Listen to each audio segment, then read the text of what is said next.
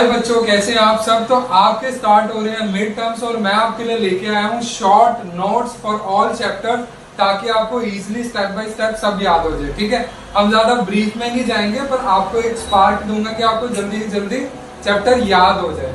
तो सबसे पहले अगर मैं बात करूं, आज हम कर रहे हैं मौर्य एम्पायर। मौर्य एम्पायर की सबसे पहले बात करूं, इसमें आते हैं रिसोर्सेज। कहां से पता चला यार, वो होते हैं रिसोर्सेज। रिसोर्सेज होते हैं दो टाइप के, लिटरेचर एंड आर्कियोलॉजिकल। लिटरेचर की बात करें दो थे, इंडिका एंड अर्थशास्त्र। अगर आर्कियोलॉजिकल की बात करोगे ये थे एडिक्ट्स ऑफ अशोका एंड साची। अगर इसकी बात करें इंडिका, इंडिका मतलब इंडिया को ग्रीक में बोलते हैं। ये किसने लिखी है बुक, वेरी इंपॉर्टेंट, मेगास्थीसिस। ठीक है, 1 मार्क्स का क्वेश्चन। अर्थशास्त्र के बारे में याद कर लो, ये किसने लिखी है, कौटिल्य, चाणक्य या विष्णु गुप्ता। तीनों में से कोई भी ऑप्शन दे, एक ही बंदे का नाम है। ठीक है, इसके बाद अगर मैं बात करूं एडिक्ट्स ऑफ अशोका की, भी है ये क्या थे, पत्थर पे लिखे हुए, पत्थर पे लिखे थे, अशोका ने लिखवाया था जो भी वो मैसेज देता था।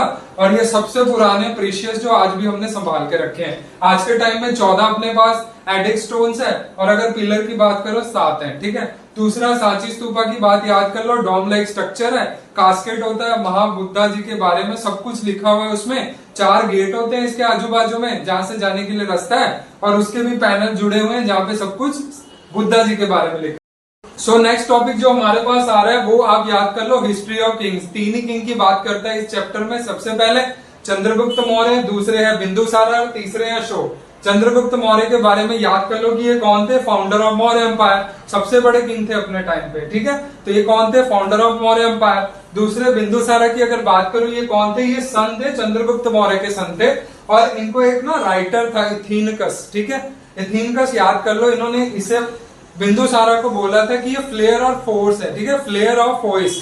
फोर्स का मतलब इन्होंने बहुत सारे किंग को हराया था, बड़ा बलशाली रूप है इनका। ठीक है, ऐसा बोला था उसने, ये याद कर लो। इसके बाद अशोका आते हैं। अशोका सबसे पावरफुल किंग मौर्य एम्पायर के। ठीक है जी, इनसे कौन रिलेट करता है, कलिंगा वॉर रिलेट करता है, जिसके बाद ये चेंज हो गए थे। इन्होंने एक्सेप्ट कर लिया था धामा घोषा, मतलब मैं आज के बाद वॉर नहीं करूंगा, सब शांत रहेगा, एनिमल्स का। आज जो नेक्स्ट टॉपिक हमारे पास आता है वो है एडमिनिस्ट्रेशन। अब हम देखेंगे मौर्य एम्पायर में एडमिनिस्ट्रेशन कैसे चलता था। ठीक है, इजी वे में समझा रहा हूं। सबसे पहले 2 इंपॉर्टेंट एडमिनिस्ट्रेशन है।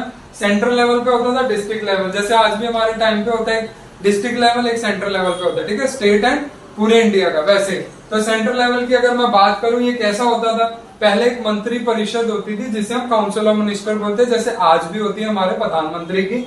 तो ये मंत्री परिषद किसकी होती थी उस टाइम पे, किंग की। इसके अंदर कौन कौन लोग होते थे, एक होता था चीफ पुजारी, जो बहुत खासम खास पुजारी होता है ना मंत्री अपनी किंग का, वो। दूसरा सेनापति, जो सबसे बड़ा, जो क्या करते थे, पीस मेंटेन करना राज्य में। एक होते थे सनीदाता। ठीक है, सनीदाता जो खजाने की देखभाल रखते थे। और दूसरे होते थे समाहर्ता। समाहर्ता मतलब जो टैक्स के बारे में पूरा देखते थे। तो ये हायर लेवल के ऑफिसर होते थे जो पूरे। इसके बाद अगर मैं आपको समझाऊं डिस्ट्रिक्ट लेवल की बात करूं, आज के जो स्टेट लेवल होते हैं वैसे, यहाँ पे कौन होते थे, महामंत्री, गवर्नर, आज भी जो होता है गवर्नर, महामंत्री। दूसरा होते थे प्रादेशिका। प्रादेशिका जो कि टैक्स के बारे में सब देखते थे, एक हेड।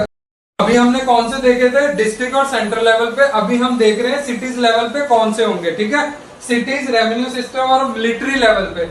सिटीज लेवल की अगर बात करूं, यहाँ पे होते थे नगर अध्यक्ष। डायरेक्ट क्वेश्चन आएगा, सिटीज लेवल पे कौन होते थे, नगर अध्यक्ष। दूसरे लेवल पे अगर मैं बात करूं, रेवेन्यू सिस्टम कैसा होता था, 2 टाइप के टैक्स होते थे, एक बाली और एक बागा।